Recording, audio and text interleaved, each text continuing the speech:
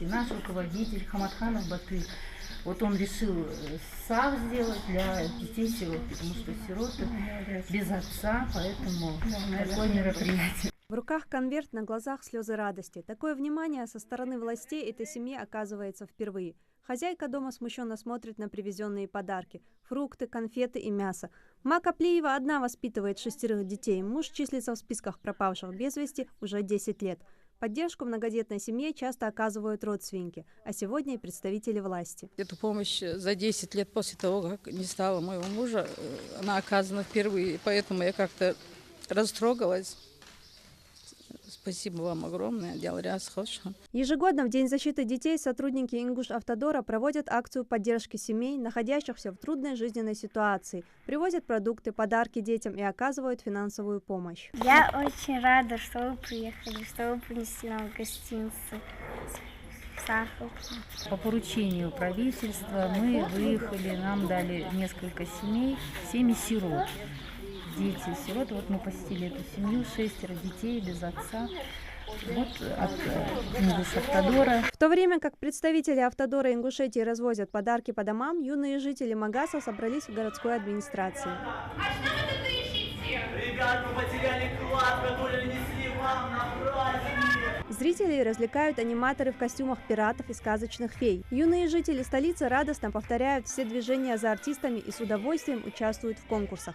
А самых активных поощряют призами. Расскажи, какой был интересный конкурс? У нас был конкурс передавать шарик каждому и говорить «бабах!».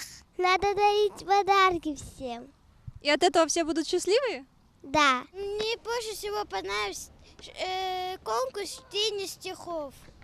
И мне этот праздник очень понравился. Я еще приду, когда здесь праздник будет. Пожеланиям счастья и поздравлениям виновникам торжества присоединился и мэр города. Чтобы все ваши мечты, чаяния, желания, чтобы они все сбылись, и чтобы вы стали достойной заменой, достойной опорой для нашей любимой Ингушетии. Такие праздничные мероприятия для юных горожан местные власти организуют каждый год. В культурную программу включены различные конкурсы, выступления аниматоров и концерт. И хотя главные гости на этом празднике – дети из многодетных и малоимущих семей и сироты, на праздник может прийти любой желающий. Воздушные шарики, счастливые дети, беспокойные родители и воспитатели. На самый веселый детский праздник пришли и воспитанники детского сада «Сказка». Очень веселые праздники организуют. Огромное спасибо всем организаторам. Дети наши очень порадовались. Конкурс на лучшее стихотворение, на скорость передвижения, на смекалку. Казалось бы, чего еще ожидать, но приглашенные аниматоры не перестают удивлять детей.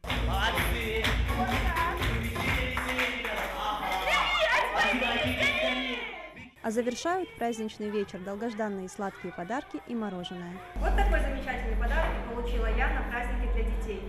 1 июня – Международный день защиты детей, лишь официальная дата в календаре, а для нас это лишь очередной повод поздравить детей.